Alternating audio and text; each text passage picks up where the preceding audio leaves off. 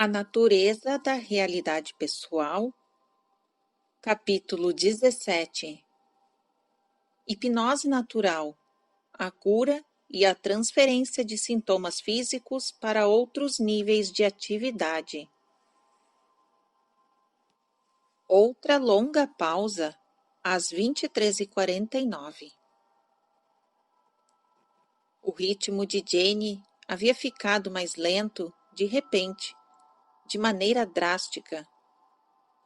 Misteriosamente, ela agora levou 6 minutos para transmitir o título do capítulo 17. A hipnose natural, a cura e a transferência de sintomas físicos para outros níveis de atividade. Este é o título, disse ela. 23h55. Agora, o ritmo dela começou a ficar mais firme. Algumas pessoas que estão doentes há anos, de repente se recuperam e dedicam-se a algum empreendimento social proveitoso no qual seus próprios problemas se perdem e uma nova estabilidade é mantida. Em geral, isto representa uma transferência simbólica de sintomas do corpo para a estrutura social. Vou terminar. Simplesmente queria dar o título e a direção. 23h57. Joseph diz: Sim. Eu tenho um recado pequeno, mas importante para Robert agora. Isso levou meia página, mais ou menos, e a sessão terminou à 00:03. Jane estava muito surpresa com o tempo gasto para a transmissão do título e do capítulo 17. Ela não tinha uma explicação para dar no transe. Experienciara apenas uma breve sensação de espera. A propósito das notas que precederam a esta sessão, a respeito do trabalho noturno de Jane no livro de Seth na semana passada, o mesmo tipo de efeitos retornou quando ela foi dormir depois da sessão. Mas, desta vez, ela decidiu tentar uma experiência. Quando acordei, senti que eu tinha 4 ou 5 capítulos todos ali. Se eu conseguisse de alguma forma transcrevê-los imediatamente, ela escreveu na manhã seguinte. Levantei às 3h15 da manhã, pretendendo escrever, e descobri que a maior parte do material se desvanecera. Quando cheguei à minha escrivaninha, todos os ótimos pontos e a prosa bem acabada haviam sumido. Só me restavam algumas ideias. Aparentemente, este material tem que passar pelas sessões, onde é traduzido automaticamente. Jane acabou com 1 ou 2 páginas de anotações fragmentadas e um par de possíveis títulos de capítulos. Esse é ainda um material evocativo, embora ela não saiba se Seth irá usá-lo em seu livro. Para um capítulo sobre poder. Cada pessoa tem seu território psíquico de poder, que não deve ser abandonado, escreveu ela. Não é permitido a qualquer doença ou outra condição interferir nele. É muito melhor pensar em termos de poder do que em carências. O poder da vida, do movimento e da fala, etc. As pessoas confundem isto com o poder sobre o seu ambiente ou sobre outros. Depois ficam pensando por que o poder sobre tal coisa não funciona. Contudo, cada pessoa deve finalmente compreender que não pode desistir do poder de uma determinada área, sem acabar ameaçando, de certa forma, o território íntimo do poder. Uma crença na impotência em relação a qualquer área estabelece suas possibilidades em outras, atuando como sugestão negativa. E um capítulo sobre realidade pessoal efetiva, sobre os propósitos particulares da vida de alguém e as fronteiras do ser humano como estabelecidas por seu corpo, aquilo com que você escolhe nascer, no que concerne à saúde, à doença, à pobreza ou riqueza, capacidade, etc. E outro capítulo: fé e crença podem mover montanhas, como dizem, mas podem também causar catástrofes naturais. Jane e eu discutimos as informações acima durante o café da manhã do dia seguinte. Isso me levou a ler minhas anotações sobre a transmissão de Sete das 23h25 às 23h47, a respeito de crenças relacionadas ao peso do corpo. Depois do almoço, Jane escreveu espontaneamente um material que tem início no próximo parágrafo. Ela considera estes dados como um complemento das próprias informações de Sete sobre o peso. Não ouvi nenhuma voz enquanto estava fazendo isso, ela disse mais tarde. Senti estas ideias sendo inseridas, mas fui eu que escrevi. O trabalho está próximo da maneira que Sete o apresentaria. Provavelmente surgiu do trabalho dela na noite passada. Acreditamos para ver o que ela poderia fazer com o trabalho do livro por conta própria. Na quinta-feira à tarde, dia 3 de maio de 1973, sobre o livro de Sete, Cura e Transferência de Sintomas. Anotações de Jane. Os regimes servem instantaneamente como sinais exteriores de que você está no controle e pode tomar a iniciativa, e assim podem ser importantes. Em geral, contudo, ocorre um padrão de regimes mal-sucedidos que atuam então como uma série de sugestões negativas. Os conflitos de crenças resultam em resistência. Você acha que está com excesso de peso e aceita isso como realidade. Os passos para perder peso não fazem sentido em face desta crença. Eles são impraticáveis ou até impossíveis. O mesmo se aplica ao peso baixo. Nesses casos, prestar atenção à balança o tempo todo serve como outro estímulo negativo, reforçando a condição. A pessoa magra resistirá aos esforços para comer mais, da mesma forma que a pessoa obesa resistirá aos esforços para não comer. Além destas reações, podem também surgir tendências opostas.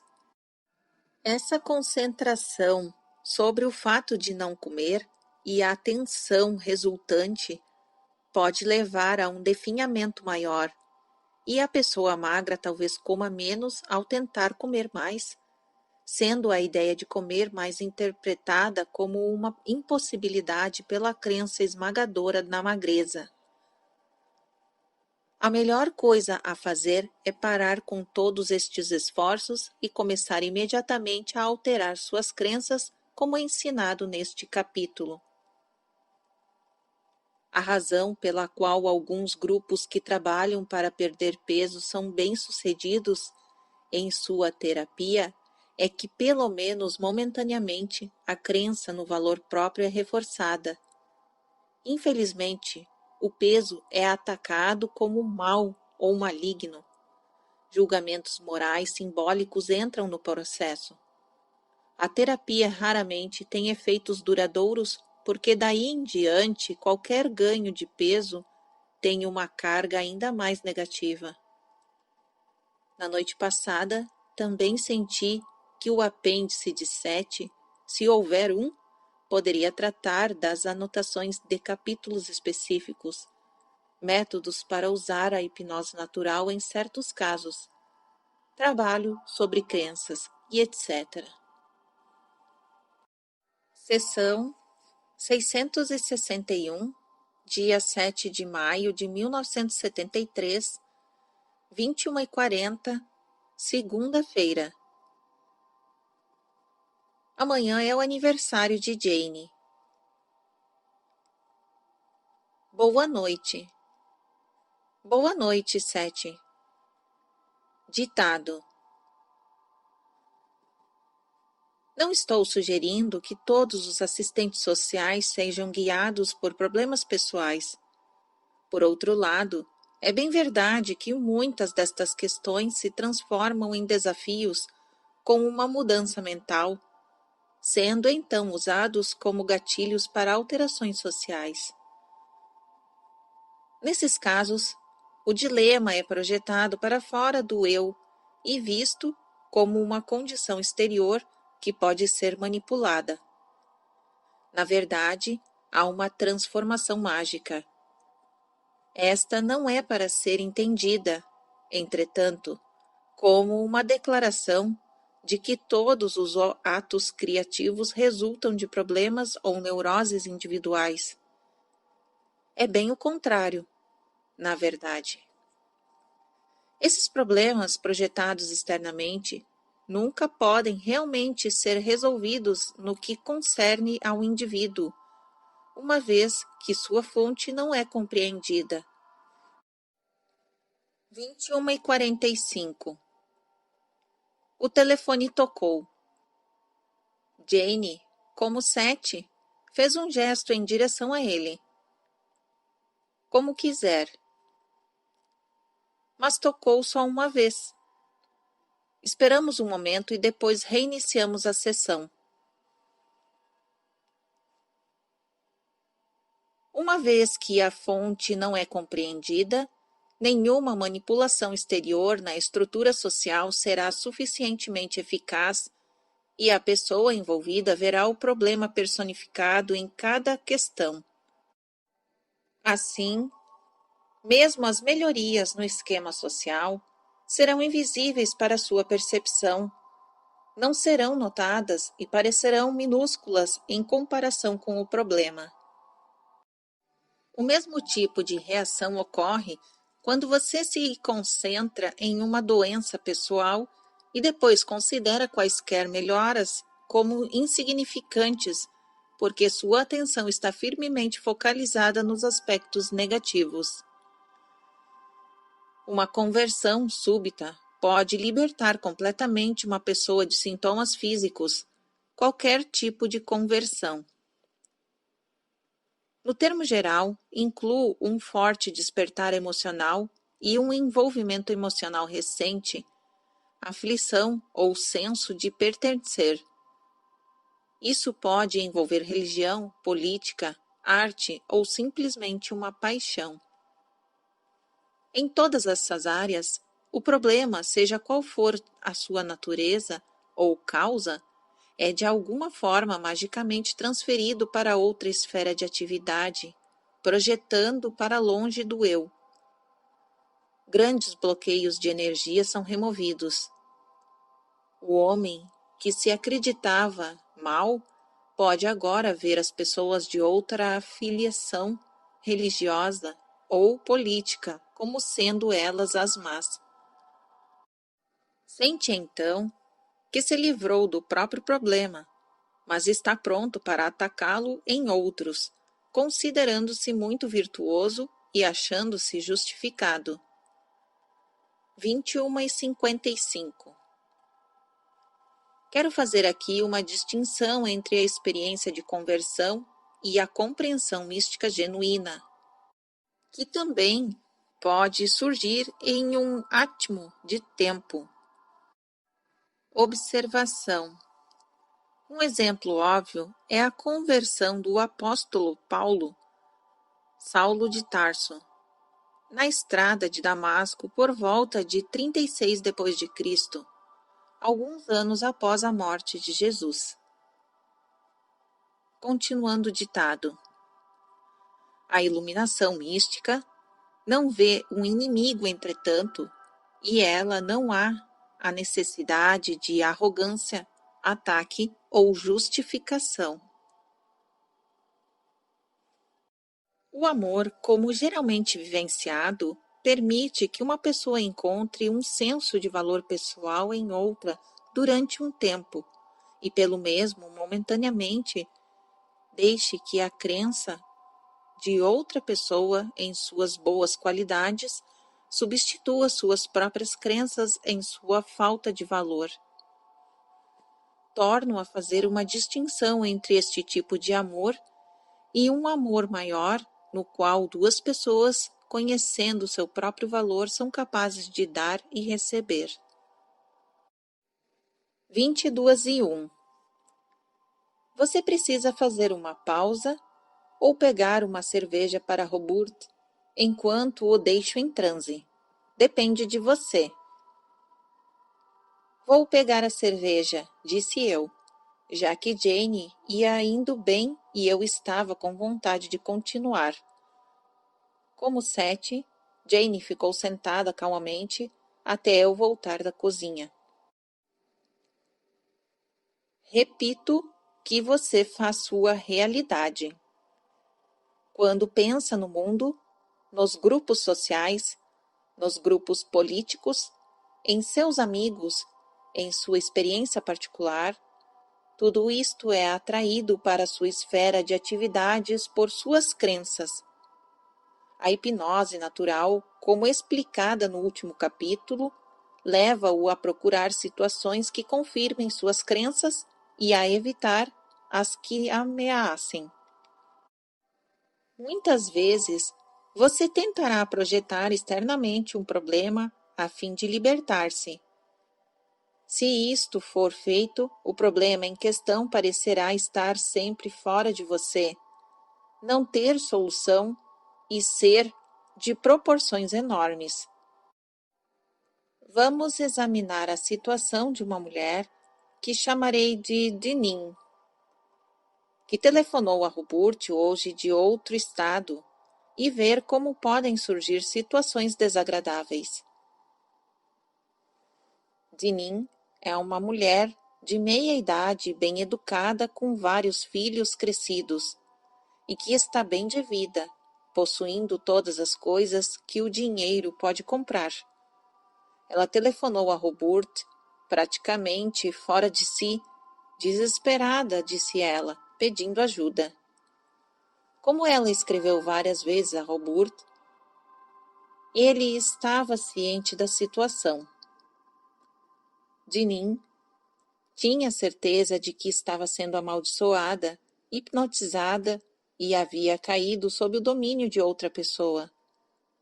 Ela estava indo de paranormal a paranormal, metendo-se a escrever automaticamente e pouco vendo o marido, que estava envolvido com seus próprios negócios.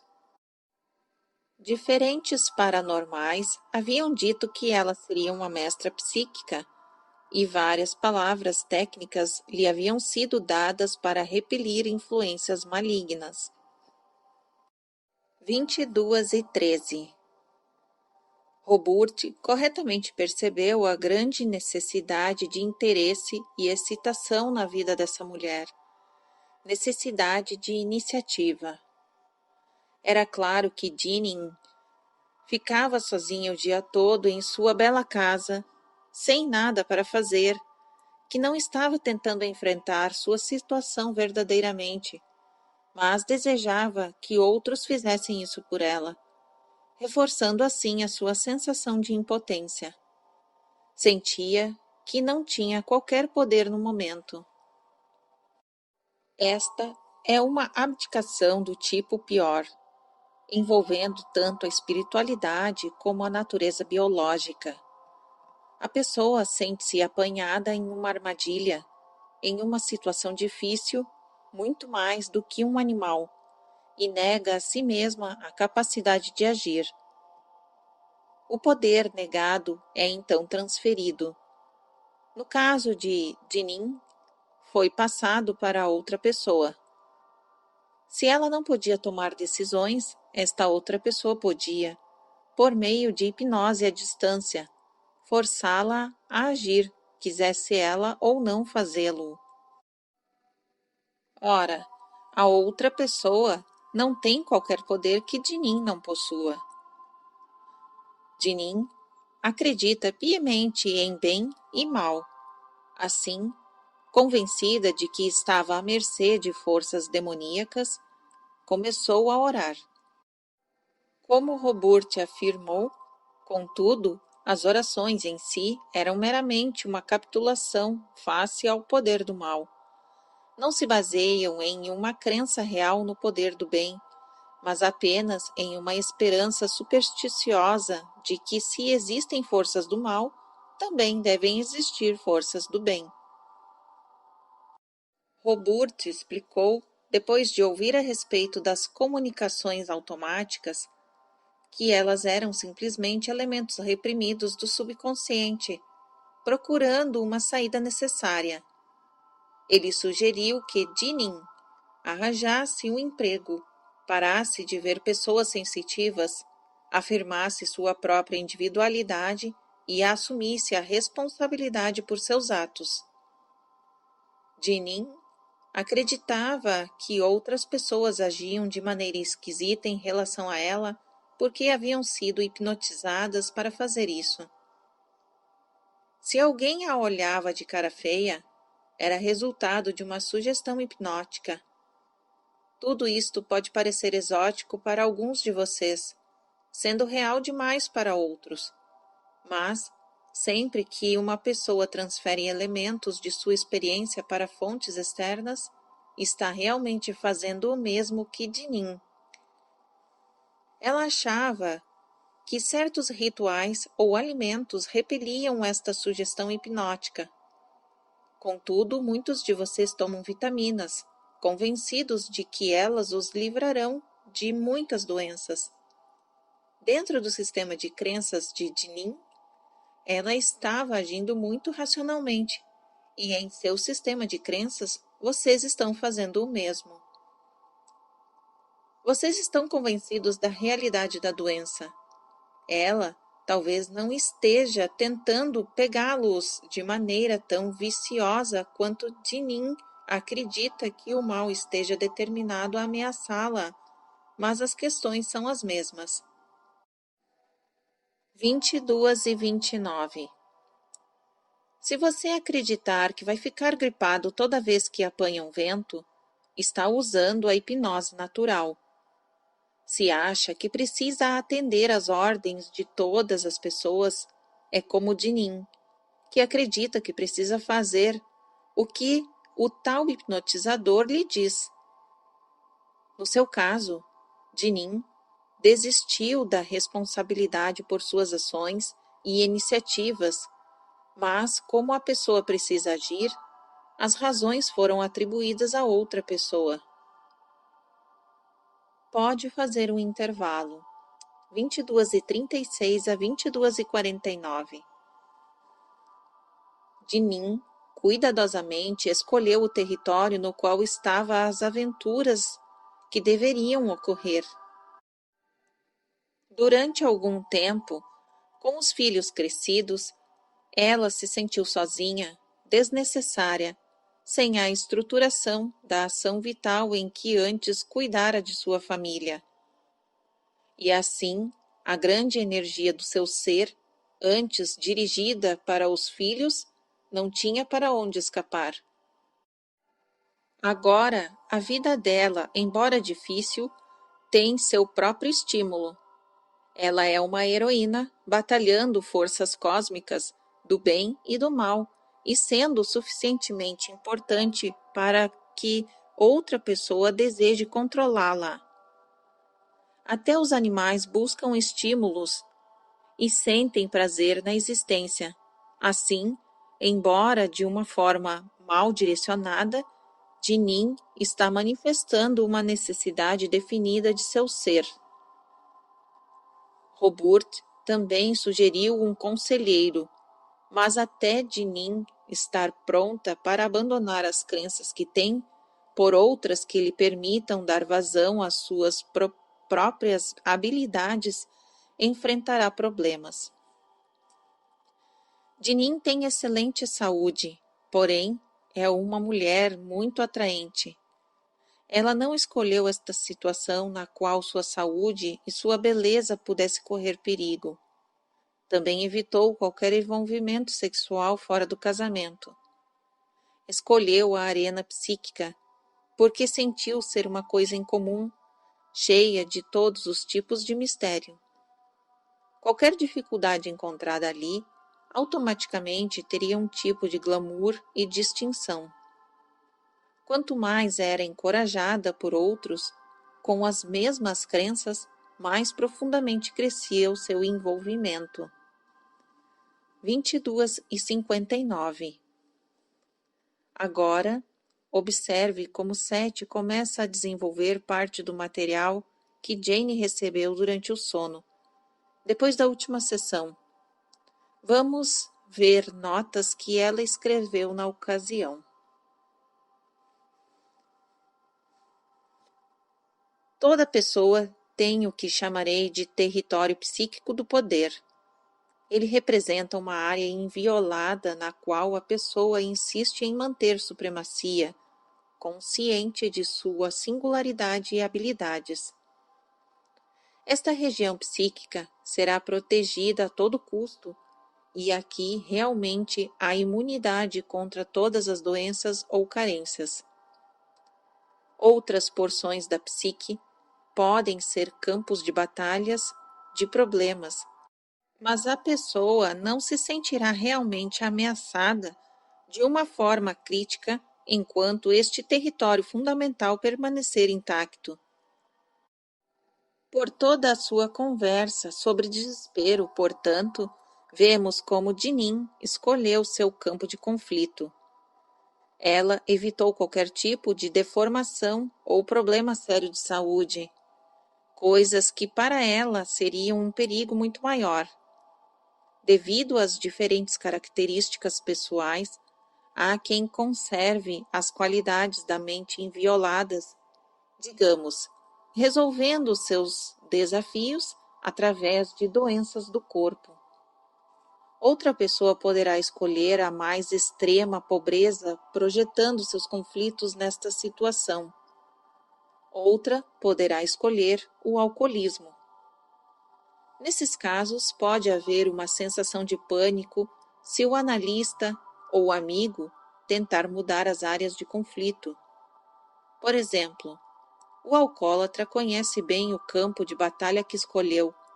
Uma pessoa doente, que de repente fica boa, tem que enfrentar dilemas que foram ignorados antes ou personificados pela doença. Dinin, sem apoio da estrutura que escolhera, teria que enfrentar as questões que projetara ali. Mas todas as dificuldades interiores podem ser resolvidas pela compreensão de que você forma a sua própria realidade e de que seu ponto de poder está no presente. 23:29. O hábito de não enfrentar problemas, que na verdade são desafios, pode criar um vício. A sensação de impotência em um campo pode ser transferida para outros. Quando isto acontece por meio da hipnose natural, até o território psíquico do poder pode ser atacado. Aí, o indivíduo sente-se totalmente provocado, ameaçado e compreende provavelmente pela primeira vez a natureza da crença e de seus próprios problemas. Aí temos as lutas da vida e da morte em termos criativos. Algumas curas ou mudanças miraculosas podem ocorrer em torno dos 40 anos. Tudo isto está intimamente ligado à sua estrutura biológica, que segue a interpretação que a mente consciente faz da realidade. Dê-nos um momento. Iniciando às 23:14, Jane sentou-se em silêncio por mais de 1 minuto. Como disse antes, seus pensamentos são a realidade. Eles afetam diretamente o seu corpo. Parece que vocês são um povo altamente civilizado porque colocam seus doentes em hospitais onde podem ser tratados. O que fazem naturalmente é isolar um grupo de pessoas cheias de crenças negativas sobre doenças. As crenças são contagiosas. Os pacientes estão em hospitais, é claro, porque estão doentes. Os doentes e seus médicos trabalham todos sobre este princípio. Ver seção 659 no último capítulo. Ela também contém outras referências a este tipo de material. Muito interessante. As mulheres, quando dão à luz, são colocadas neste mesmo ambiente, o que pode lhes parecer muito humano, mas a estruturação de todo o sistema faz com que o parto não pareça resultado de saúde, mas de doenças. Os estímulos na direção de saúde são eficazmente bloqueados nestas organizações.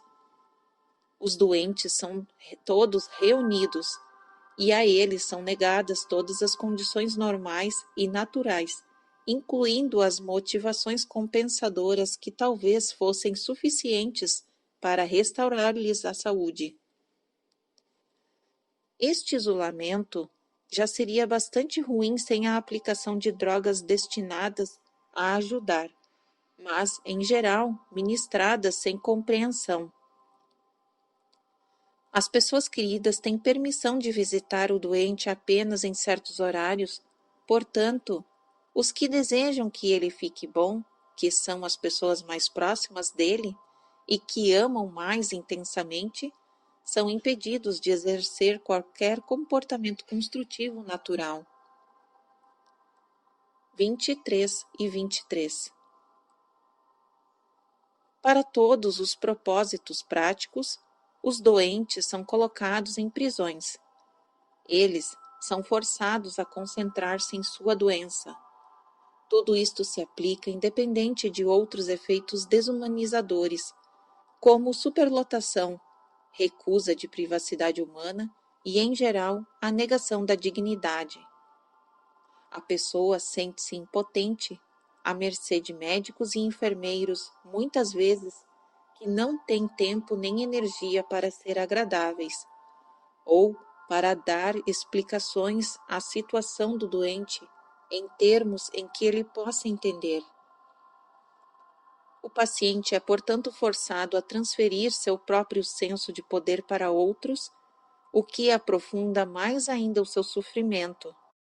Isso, por sua vez, reforça a sensação de impotência que deu início à condição em que se encontra. Além disso, os elementos naturais do sol, do ar, da terra lhe são negados.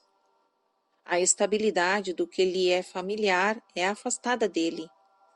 Agora, com seu conjunto de crenças, você vê mais ou menos obrigado a ir para um hospital quando tem algo sério. Não quero dizer aqui que muitos médicos e enfermeiros não tentem o possível para promover a cura, e certamente elas ocorrem, mas isso acontece a despeito do sistema e não por causa do sistema.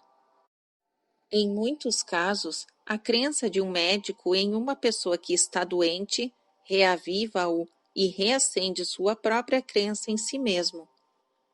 A confiança do paciente no médico reforçará, então, todo o procedimento médico e o paciente poderá encher-se de fé em sua recuperação.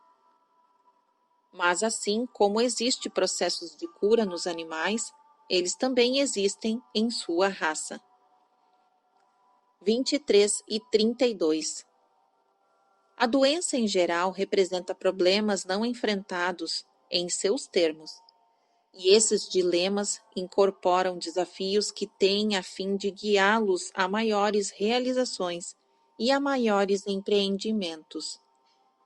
Como o corpo e a mente atuam tão bem juntos, um tentará curar o outro, o que em geral conseguem fazer sozinhos. O organismo tem suas próprias crenças na saúde, que são inconscientes de sua parte. Você faz parte de seu ambiente, você forma-o. Contudo, a energia que forma você e o ambiente brota viva em cada pessoa pelo seu cruzamento com o seu mundo físico. O sol o faz sorrir. O sorriso ativa lembranças agradáveis, conexões neurológicas, funcionamentos hormonais. Ele lhe lembra sua condição de ser humano.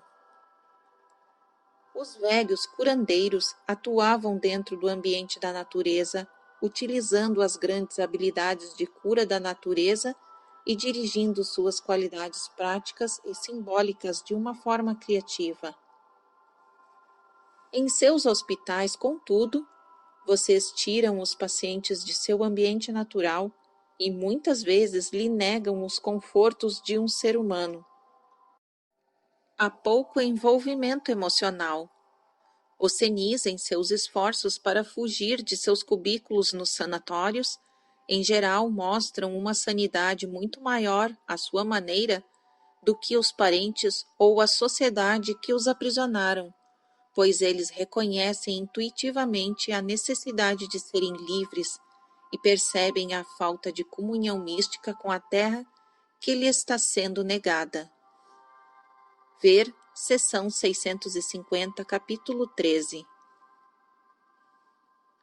Pequenos hospitais em terrenos amplos, onde todos tivessem a liberdade de usar o corpo, com exceção dos acamados, poderiam ser uma solução muito melhor do que o que vocês têm hoje. Em seu sistema, porém, da forma que é organizado, um ambiente assim é impossível, a não ser para os mais ricos. Quer fazer um intervalo? Quero, acho que sim. 23:44. O intervalo foi para eu poder descansar. Jane percebera durante a transmissão que Seth estava elaborando sobre alguns dos próprios dados dela, como descrevemos no final da última sessão. Essa foi uma daquelas vezes em que, no contexto de um excelente estado de dissociação, tanto a energia dela como a do material pareciam ser inexoráveis.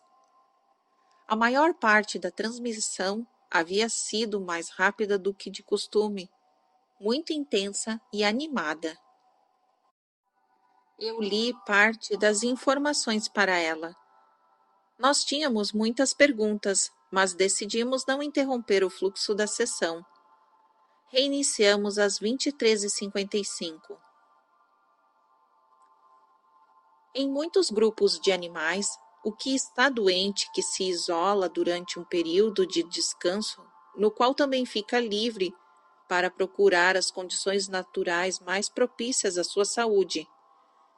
Ele se locomove para encontrar certas ervas, ou deita na lama ou no barro, junto a certos rios. Em geral é ajudado por outros de sua espécie, mas ele é livre. Quando e se ele é morto por seus irmãos, não é por um ato de crueldade, mas por uma compreensão animal de que a criatura já não pode viver fisicamente sem agonia. Há uma eutanásia muito natural, com a qual o paciente também concorda. Na sua sociedade, esta morte natural é muito difícil e, devido às estruturas de poder, dificilmente pode ser favorecida. Entretanto, ninguém que decide morrer é salvo da morte pela profissão médica.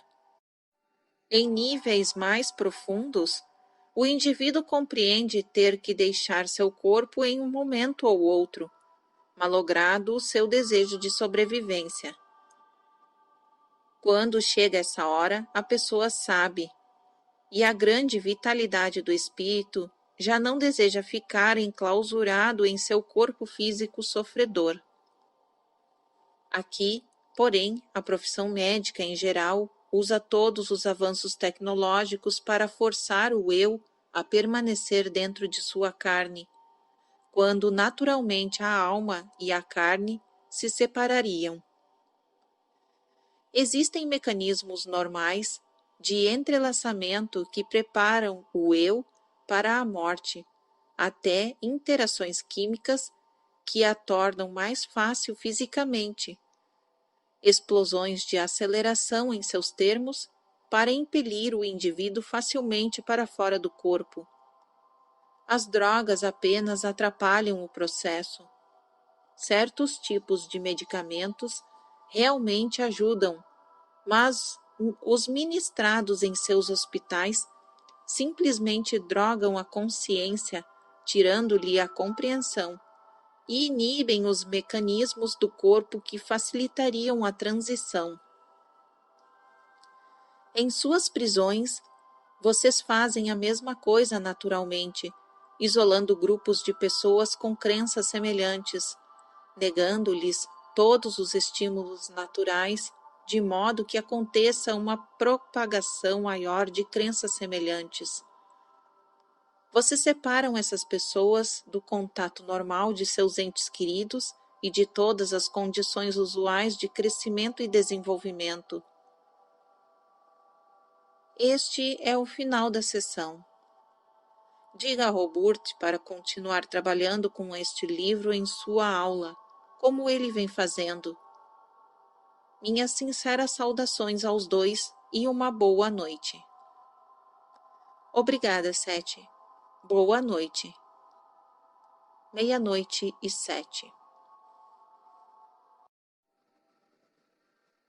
Sessão 662, dia 9 de maio de 1973, 21h40, quarta-feira. Boa noite. Boa noite, Sete. Ditado. A maioria dos criminosos, dentro ou fora de prisões, compartilha uma sensação de impotência e um ressentimento resultante dela. Assim, procuram assegurar-se de que são verdadeiramente poderosos por meio de atos antissociais, em geral violentos. Eles desejam ser fortes enquanto acreditam em uma falta de força pessoal. Foram condicionados e, além disso, condicionaram-se a crer que precisam lutar por quaisquer benefícios. A agressão torna-se um método de sobrevivência.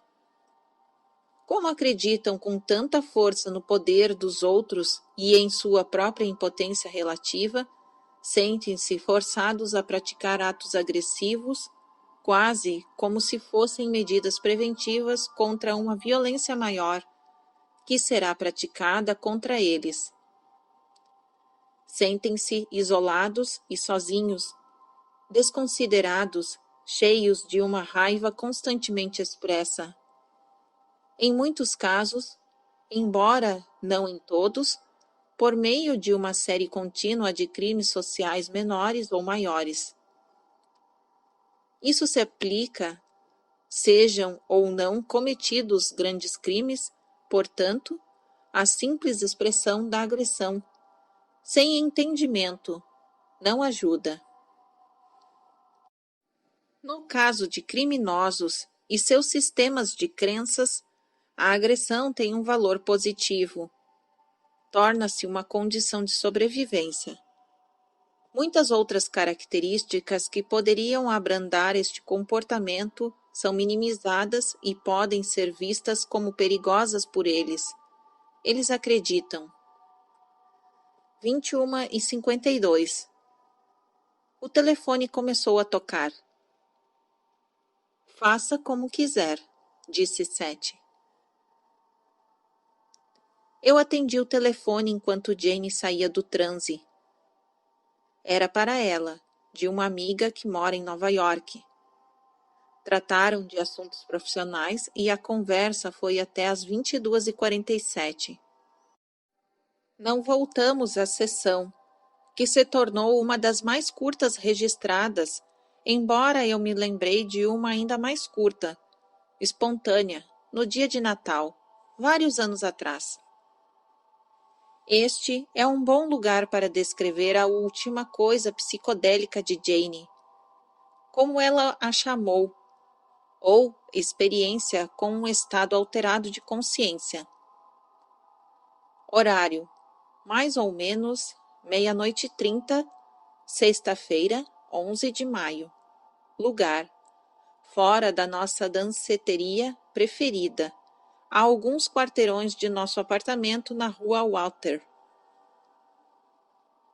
Assim que saímos da danceteria, Jane começou a falar sobre a beleza divina da noite quente. Dirigimos-nos para nosso carro. Parara de cair uma chuva miúda e tudo parecia lavado e renovado. Por isso levei alguns minutos para ver que as percepções dela realmente estavam indo além daquela aparência de frescor. Ela começou a parar de vez em quando, soltando exclamações diante do que nos cercava e que naturalmente nos era muito familiar.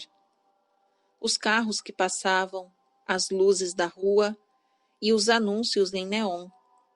Os próprios edifícios, o rio Chemung, correndo tranquilamente por trás da sua represa, atrás do estabelecimento que acabávamos de deixar.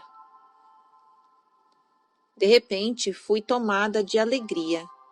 Jane escreveu na manhã seguinte. As cores da noite quase me transpassavam. Eram tão brilhantes, reluzentes e espetaculares. Foi a primeira vez que tive tal experiência ao ar livre, caminhando. Senti meu corpo movendo-se mais rápido, com mais facilidade, mais livre. Foi uma coisa instantânea. Eu estava tão feliz que por um tempo não consegui parar. Mais tarde pensei que deveria ter pedido a Rob que guiasse pela noite adentro, de modo que eu pudesse prolongar a sensação. Mas nenhum de nós pensou em fazer isso naquele momento. Para anotações sobre algumas das outras experiências de Jane em estado alterado de consciência, ver a seção 645 no capítulo 11 e a seção 653 no capítulo 13. Seção 663, dia 14 de maio de 1973, 21h09, segunda-feira. Boa noite. Boa noite, Sete. Ditado. Puxei o cabelo de Robert para trás. Como Sete, Jane puxou o cabelo para trás da orelha. O cabelo caía para frente todas as vezes que ela se curvava a cabeça. Vocês isolam um elemento criminoso, portanto, em um ambiente no qual são negadas quaisquer compensações. Toda a estrutura de uma prisão, com suas grades, é um lembrete constante para o convicto de sua situação, reforçando sua dificuldade original. Toda via familiar normal lhe é negada, e além da concentração geral sobre o problema em questão, todos os outros estímulos são propositadamente mantidos em um nível mínimo. À maneira deles, o diretor do presídio e os guardas aceitam o mesmo conjunto de crenças de seus prisioneiros. A ideia de força e poder é acentuada de ambos os lados, e cada um acredita que o outro é o seu inimigo. Os guardas estão certos de que os presos são o refúgio da terra e precisam ser controlados a todo custo. Ambos os lados aceitam o conceito da agressão humana e da violência como método de sobrevivência. As energias dos prisioneiros são geralmente usadas em tarefas monótonas e inócuas, embora se façam algumas tentativas para fornecer treinamento vocacional em muitas instituições. Tanto os prisioneiros quanto os funcionários acreditam que a maioria dos que estão atrás das grades agora voltará para lá repetidas vezes. Os presos projetam seus problemas pessoais sobre a sociedade. A sociedade retribui o favor. Da mesma forma, as pessoas sempre pensam em certas características como animais e malignas e tentam isolar essas porções de outras áreas de suas próprias atividades. Há sempre um envolvimento de poder ou de falta de poder, bem como das atitudes que cercam ambos os casos. Lembre-se de Augustus. No caso mencionado antes neste livro, ver no capítulo 6, seção 633 e capítulo 8. Augustus sentia-se impotente considerando o poder em termos de agressão e violência, e assim isolou esta porção de si mesmo e projetou-a em um segundo eu. Só quando este segundo eu tornou-se atuante, pode ele demonstrar qualquer poder. Como o seu conceito básico colocava a agressividade e o poder como uma coisa só, porém, a força para agir automaticamente significava a força para ser agressivo. E nesse caso, a agressão era tão equiparada à violência. 21 e 24. Ora, à sua maneira e de um modo singular, houve ali uma transferência de problema. A necessidade de agir e de estar no controle da ação é muito grande nos seres conscientes. Augustus, na verdade, criou para si uma posição de poder a partir da qual podia agir, pelo menos durante um tempo. Ele precisou fingir amnésia para esconder esses mecanismos de si mesmo. Enquanto o poder é equiparado à violência, a pessoa sente necessidade de controlar a agressão normal de seu comportamento e, considerando o poder como violento, terá um certo medo de agir. Ela considerará a bondade e a impotência como mais ou menos sinônimos e equipará o poder ao mal. Não desejando enfrentar este mal em si mesma, poderá então expulsá-la, transferindo-o para outra área. Como sociedade, vocês podem projetá-lo sobre os criminosos, como nação sobre um país estrangeiro. Como pessoa, pode colocar este poder sobre um empregador, um sindicato ou qualquer outro segmento da sociedade.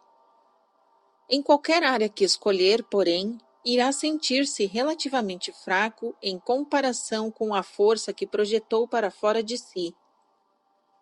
Uma pessoa enfrenta o próprio poder que renegou, sempre que se sente fraca em comparação com outra pessoa ou quando se vê em situação que a amedronta. 21 e 33. Mais uma vez, Sete começou a se estender sobre o material que Jane escrevera durante as primeiras horas da manhã do dia 3 de maio, depois de recebê-lo durante o sono. Verá as notas dela ao final da seção 660 nesse capítulo. Poder não implica basicamente superioridade em relação a sobre qualquer um ou qualquer coisa. Há o poder do amor, por exemplo, e o poder para amar. Ambos envolvem ação e vitalidade. E um impulso agressivo que nada tem a ver com a violência. Entretanto, muitos sofrem sintomas físicos ou enfrentam situações desagradáveis por medo de utilizar seu poder de ação, equiparando poder à agressão, significando violência. Ver seção 634 no capítulo 8.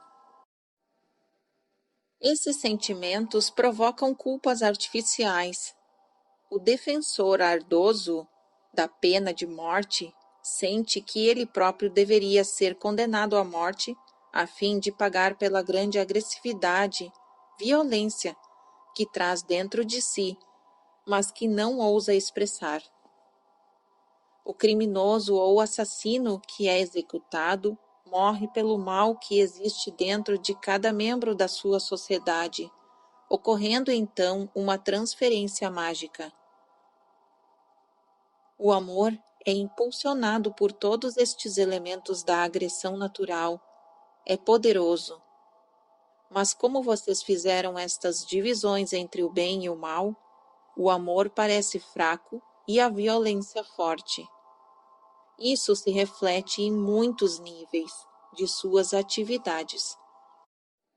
O demônio torna-se uma figura maligna poderosa, por exemplo. O ódio é visto como sendo muito mais eficiente que o amor. Em sua sociedade, o varão aprende a personificar a agressividade com todas as atitudes antissociais que normalmente ele não pode expressar. A mente criminosa expressa-as para ele, e assim surgem as atitudes ambíguas por parte da sociedade, onde os renegados são muitas vezes romantizados. O detetive e seu criminoso usam versões da mesma máscara. Nessa mesma linha, vocês criam segregações, isolam os doentes, pois são impotentes, colocam os criminosos todos juntos e deixam os velhos em instituições ou guetos culturais com sua própria espécie. Temos aqui transferências de problemas pessoais e agrupamentos de crenças. 21h46. O elemento criminoso representa as agressões temidas e não enfrentadas do próprio indivíduo. Esses temores ficam fechados em cada um, e as pessoas que os expressam socialmente são encarceradas. O encarceramento forçado de um homem violento, em geral, leva-o a tumultos e à agressão normal. Quando trancadas dentro de um indivíduo, costuma provocar tumultos psicológicos e explosões de sintomas físicos. Em todos os casos, pouco esforço é feito para compreender os problemas básicos que estão por trás da situação, e a segregação social apenas aumenta a pressão, por assim dizer, de modo que as pessoas com crenças semelhantes são mantidas em situações que apenas perpetuam suas causas básicas. Sem o saber, os doentes em geral cedem aos médicos seu poder para agir em questões de saúde. Os médicos aceitam este mandato, pois compartilham a mesma estrutura de crenças, de modo que a profissão médica obviamente precisa dos pacientes, tanto quando os pacientes precisam dos hospitais. A sociedade, como vocês a conhecem, não compreende a natureza da agressão normal, considerando-a violenta. As prisões e delegacias de polícia precisam dos criminosos da mesma forma que os criminosos precisam delas, pois todos atuam dentro de um mesmo sistema de crenças. Cada um aceita a violência como um método de comportamento e sobrevivência. Se a pessoa não entende que cria sua própria realidade, pode atribuir todos os bons resultados a um Deus personificado, precisando da existência de um demônio para existir a realidade indesejável. Assim, as igrejas, como existem hoje na sociedade ocidental, precisam de um demônio e também de um Deus. A agressão natural é simplesmente o poder para agir. Pode fazer um intervalo das 22 às 22h21. Sua atitude sobre essas questões que lhe dirá muito sobre você mesmo e influenciará sua realidade pessoal. Se equiparar poder à juventude, isolará os velhos, transferindo para eles sua própria impotência rejeitada, e eles parecerão uma ameaça ao seu bem-estar. Se concordar que violência é poder, punirá os criminosos com grande sentimento de vingança, pois considerará a vida uma luta de poder, e se concentrará nos atos de violência sobre os quais lê. Isso poderá atrair estes aspectos para a sua vida pessoal, de modo que você próprio se depare com a violência, aprofundando assim sua convicção.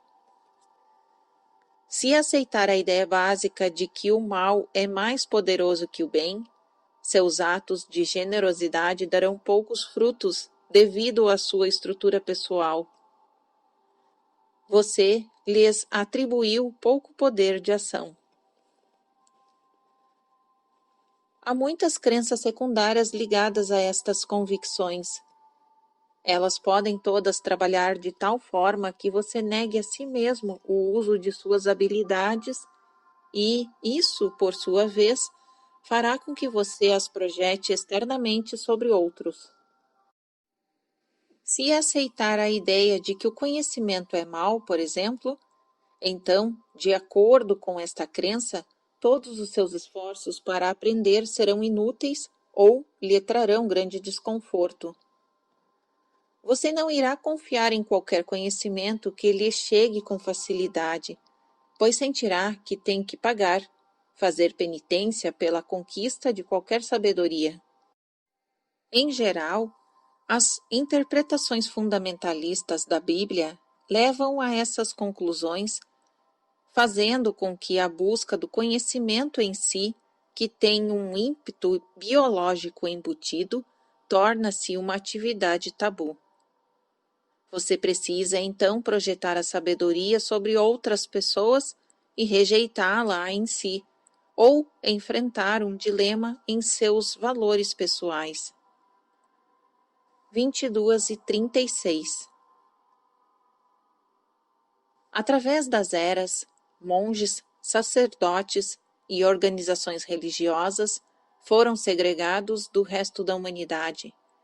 Eles foram alternadamente honrados e temidos, amados e odiados. Seu conhecimento foi invejado e, contudo, supersticiosamente temido. O praticante de vodú e o curador, o curandeiro e o sacerdote são todos honrados, mas também olhados com certo terror por causa do poder e do conhecimento envolvidos. Para muitas pessoas, o homem que cura e o homem que amaldiçoa têm ambos o poder do conhecimento. Para quem está preso a ideias fundamentalistas em termos de devoção, o poder religioso é uma coisa aterrorizante. A agressão normal, vista como maligna, é assim segregada dentro do eu, mas vista exteriormente em toda a parte. E ponto final. Algumas pessoas fazem divisões artificiais dentro de sua própria vida, considerando seguro agir em certas áreas, mas perigoso em outras. Se você acreditar que a riqueza é maligna, por exemplo, automaticamente roubará de si mesmo qualquer habilidade que lhe possa trazer riquezas. Talentos que poderiam ser aceitos como naturalmente bons são inibidos simplesmente porque seu uso pode levar ao sucesso em termos financeiros. 22:46. Suas crenças, portanto, são muito importantes no modo como você lida com o poder de ação pessoal. O uso de sua energia coloca-o em relação íntima com sua própria fonte de poder. A cura implica grandes impulsos naturais agressivos de energia, de crescimento e a focalização da vitalidade. Quanto menos poderoso se sentir, menos capaz será de utilizar suas habilidades de cura. Será então forçado a projetá-las em um médico. um curador ou qualquer outro elemento externo. Se sua crença no médico funcionar e você ficar curado de seus sintomas, será fisicamente ajudado. No entanto, sua crença em si mesmo pode ter sido mais uma vez prejudicada. Se não está fazendo qualquer esforço eficaz para cuidar de seus problemas, os sintomas simplesmente reaparecerão de uma forma nova e o processo será reiniciado. Você poderá perder a fé em seu médico, embora continue tendo confiança nos médicos em geral, correndo de um lado para o outro.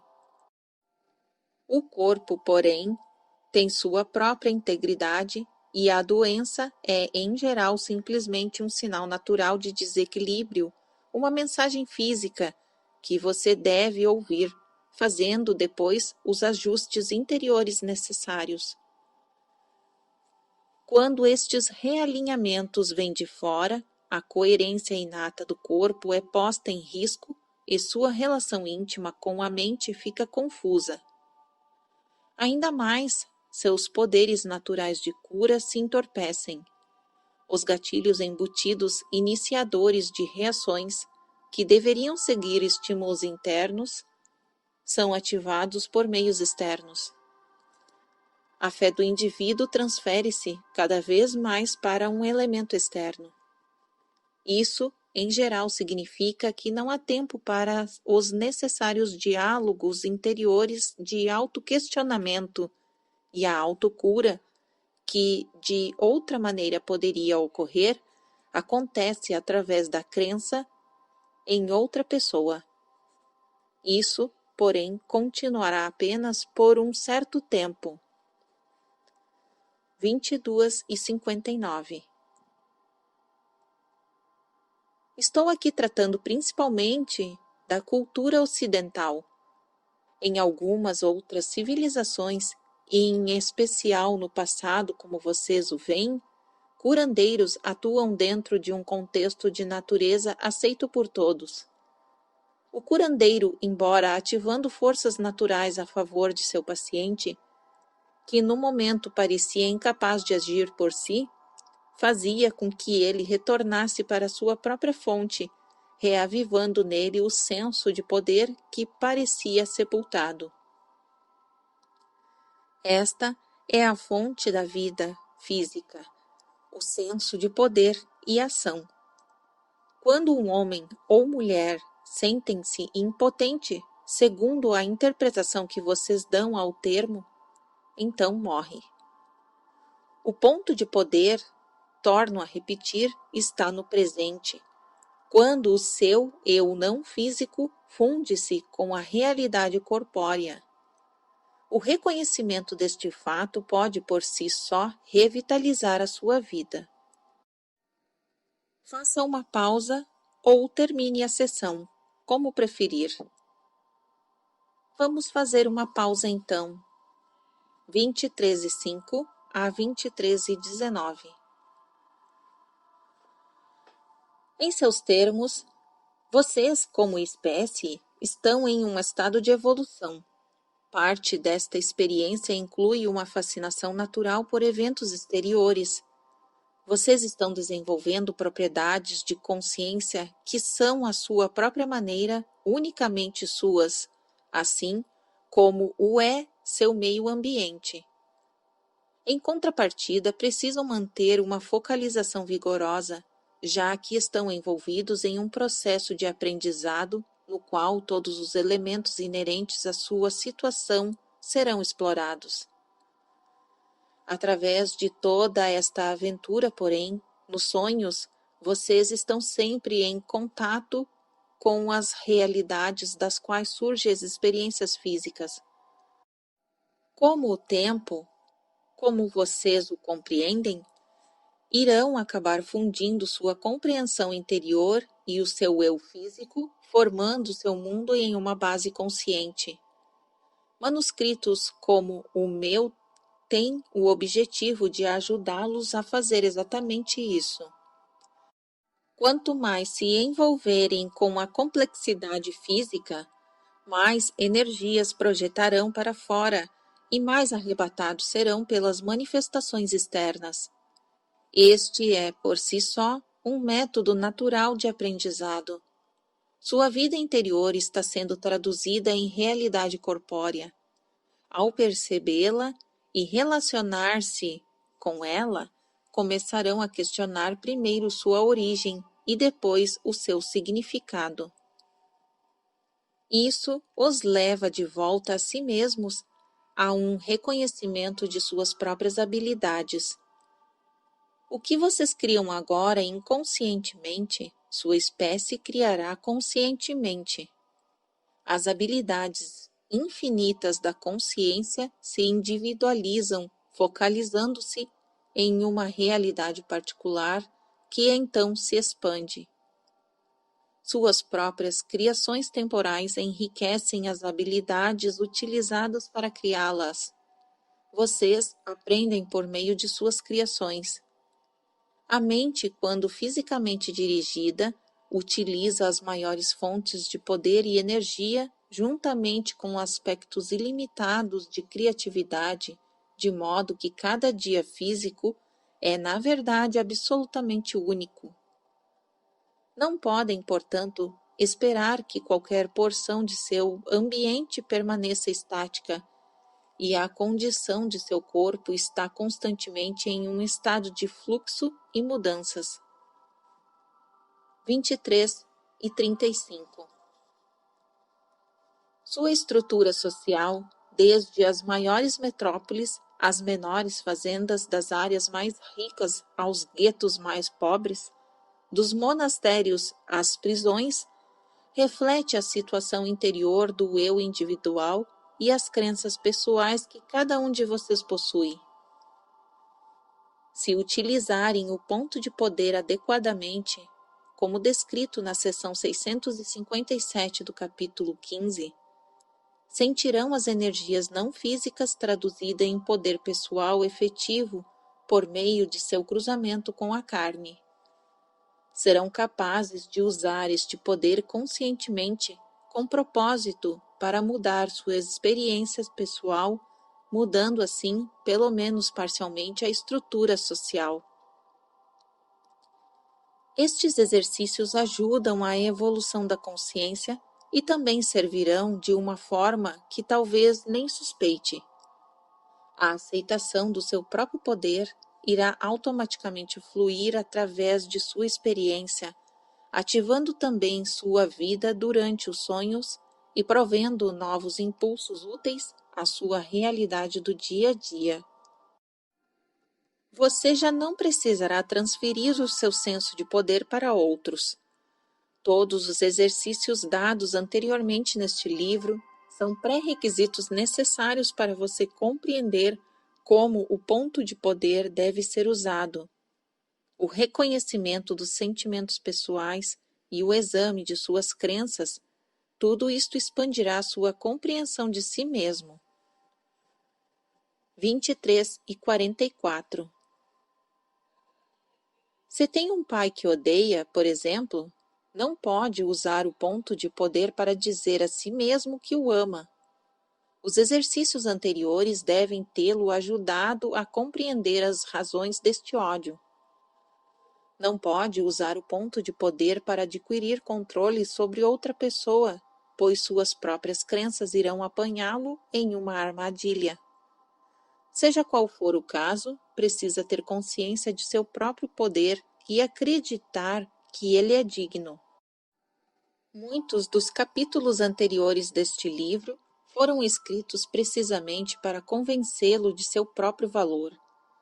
Foi-lhe dito que precisa vivenciar seus sentimentos e não negá-los, portanto, não deve usar o ponto de poder como uma tentativa para refutar a realidade de suas emoções em determinados momentos.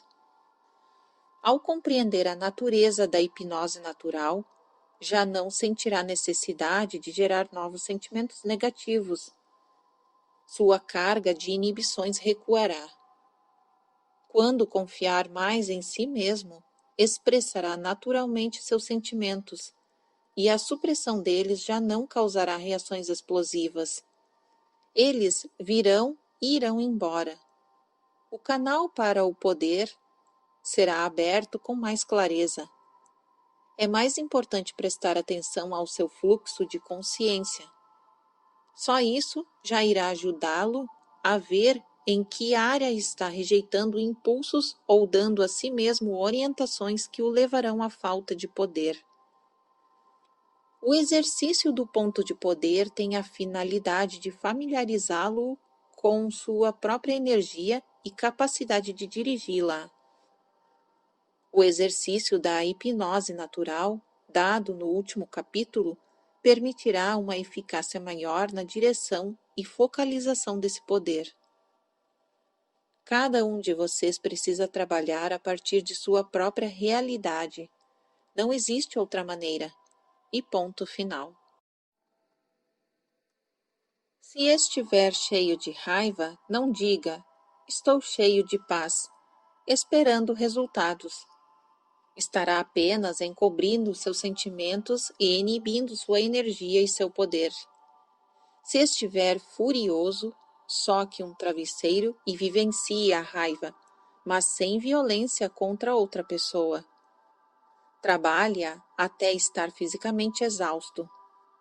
Se fizer isso honestamente, as razões para a fúria ficarão aparentemente e elas, em geral, serão muito óbvias. Você simplesmente não desejava enfrentá-las.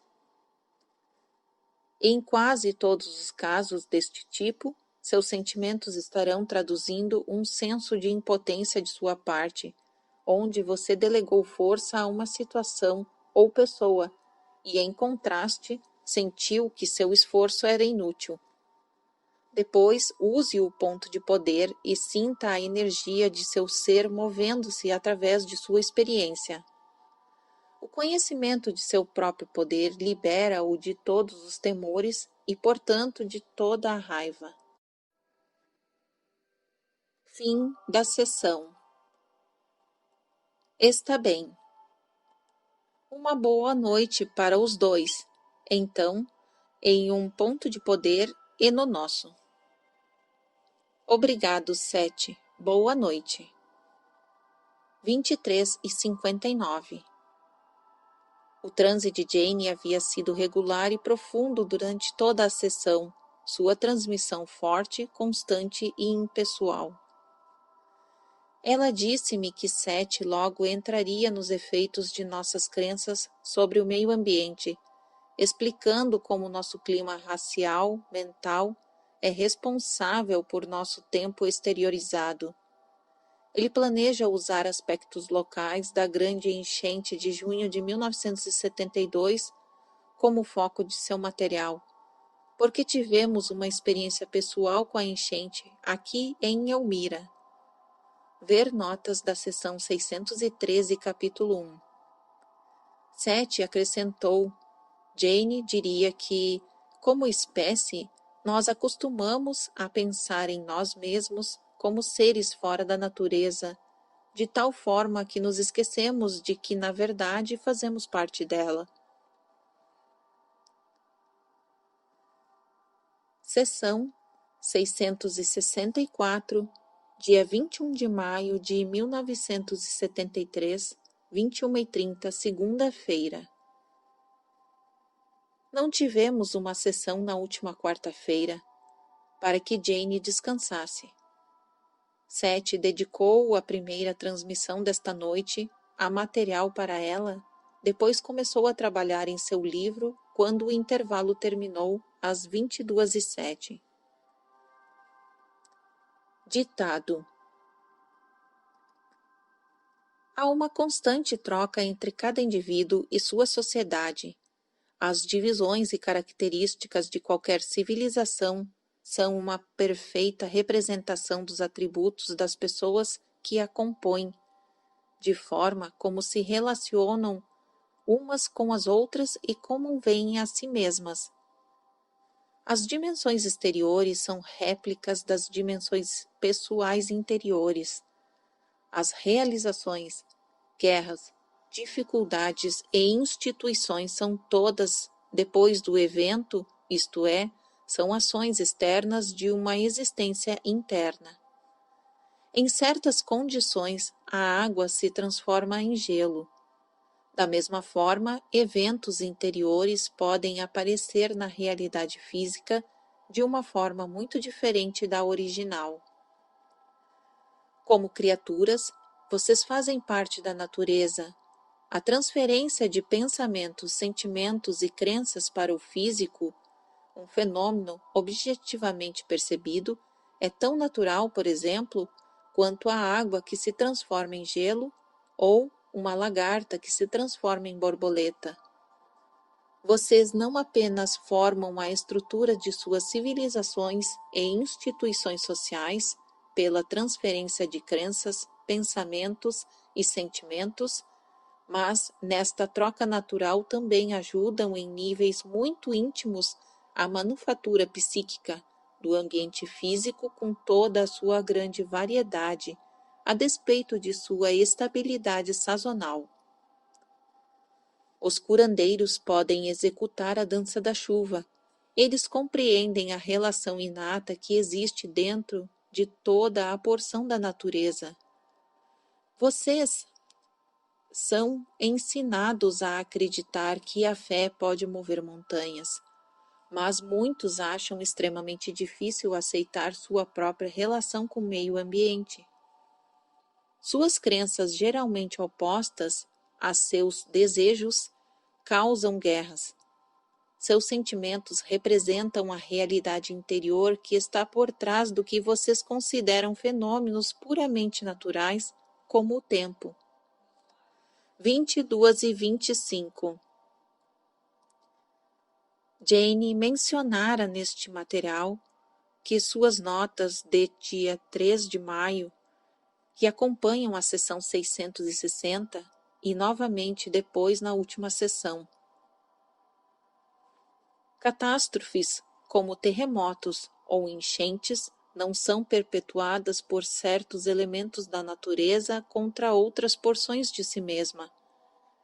Seus sentimentos têm tanta validade natural como as marés, e eles têm seu próprio tipo de atração. A mente realmente move a matéria. Um anel deslocado em uma sessão espírita, em condições controladas, é o mais simples tipo de demonstração da grande habilidade da mente de interagir com a matéria.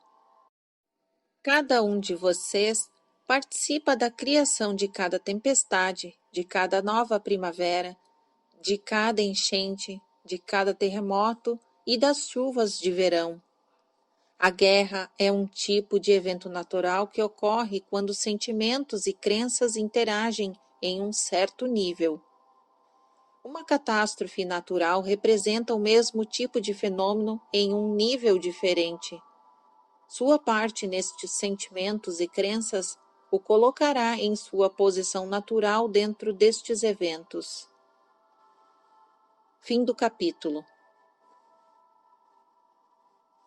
Fim do capítulo 17.